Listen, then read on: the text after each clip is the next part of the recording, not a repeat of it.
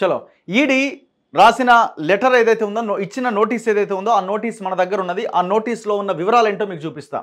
Government of India office of the joint director enforcement directorate Hyderabad zonal office Shakar Bhavan నుంచి వచ్చిన notice ఇది.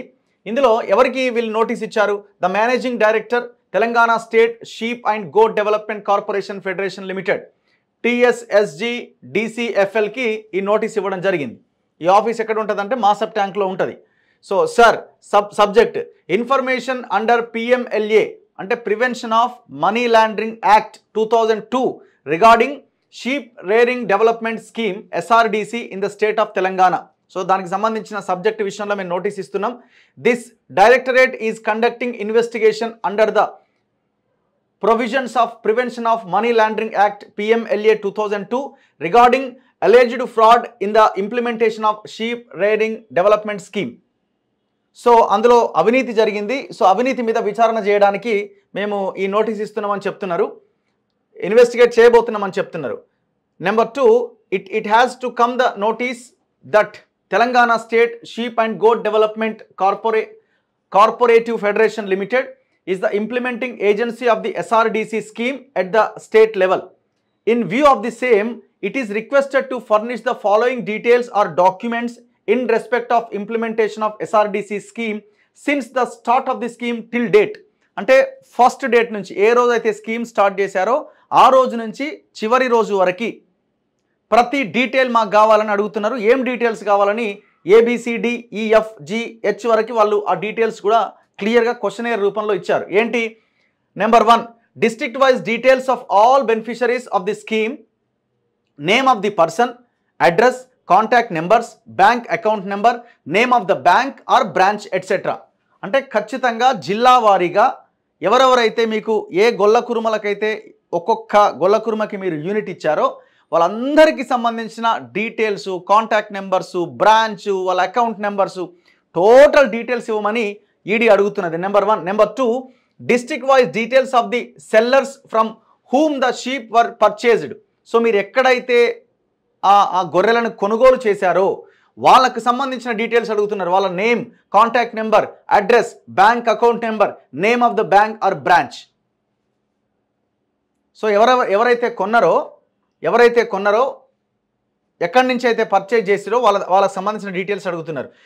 Number 3, details of the bank accounts from which the disbursement of the funds were made by TSSG DCFL to the districts authorities and further to the bank accounts of beneficiaries. So ఈ details కూడా వాళ్ళు అడుగుతూ ఉన్నారు. Next, details of the funds received from the beneficiaries as there contribution to scheme along with details of bank accounts in which said funds were received. ఇది కనబడట్లే. Deposit wise details of the transport agencies selected for the transport of ship to the beneficiaries. So ఈ 2 పాయింట్స్లో ఉన్నది ఏంటంటే మొత్తం ఎక్కడెక్కడి నుంచి ఎక్కడెక్కడికి shift transportation జరిగింది, ఆ ట్రాన్స్పోర్టేషన్ డీటెయిల్స్ ఏంటి. ఎందుకంటే కంట్రోలర్ అండ్ ఆడిటర్ జనరల్ రిపోర్ట్లో మనకు చాలా క్లియర్గా ఒక రిపోర్ట్ బయటకు వచ్చింది. ఒక బైక్ మీద 126 గొర్రెలు తరలించినట్టు రిపోర్ట్ రాసిరు. ఆ బండి నెంబర్ వేసి ఆటోల్లో తరలించారు. అసలు ఆటోల్లో అన్ని యూనిట్లు తరలించడానికి వీలే లేదు. నిన్న మొన్న మనకు బయటపడ్డది ఏంటంటే ఈ ACB విచారణలో DCMల నెంబర్లు ఆటోలకు వేసి DCMలో తరలించినట్టు చూపించారు. సో ఇట్లాంటి ఫ్రాడ్స్ జరిగినాయి. ఆ డీటెయిల్స్ మొత్తం అడుగుతూ ఉన్నారనమాట. సో వాటికి సంబంధించిన బ్యాంక్ అకౌంట్స్ కూడా అడుగుతూ ఉన్నారు. సో ఇప్పుడు డిస్ట్రిక్ట్స్ అథారిటీస్ ఎవరెవరికైతే వీళ్ళు డబ్బులు వేస్తారో డైరెక్ట్గా వీళ్ళ దగ్గర నుంచి, సో వాళ్ళకి సంబంధించిన బ్యాంక్ డీటెయిల్స్ కూడా అడుగుతూ ఉన్నారు. సో మీరు ఇక్కడ ఏదైతే ఇది ఉంది కదా Telangana state sheep and goat development corporative federation నుంచి, సో ఎవరి అకౌంట్లోకి అయితే డైరెక్ట్గా డబ్బులు పోయినాయో ఆ డిస్ట్రిక్ట్ అథారిటీస్ వాళ్ళకి సంబంధించిన డీటెయిల్స్ కూడా ఇందులో అడుగుతూ ఉన్నారు.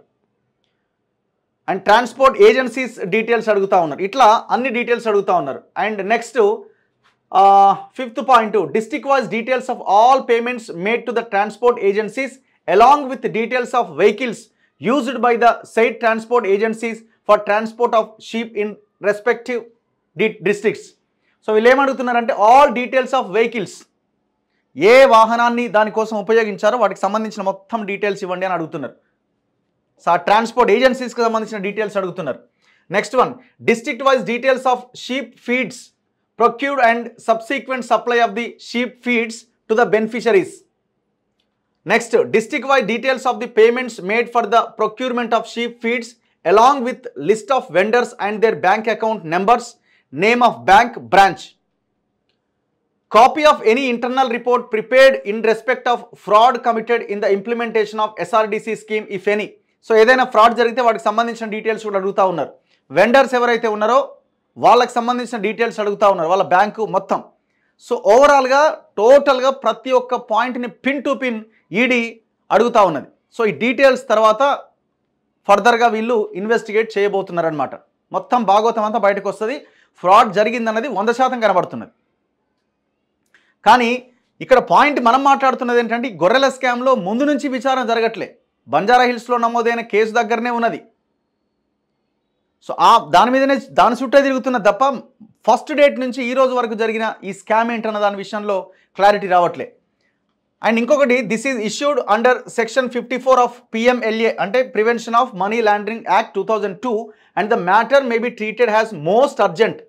సో చాలా సీరియస్ మ్యాటర్ ఇది, చాలా అర్జెన్సీ ఉన్నది, ఇమీడియట్గా ఈ డీటెయిల్స్ మాకు కావాలి అని ఈడీ అడుగుతున్నది. This issues with the approval of the joint director Hyderabad zonal office. So something managing director Shakar భవన్లో ఉంటుంది ఇది హైదరాబాద్లో. సో ఆ ఈడీ ఆఫీస్ నుంచి వచ్చిన లెటర్ అనమాట ఇది.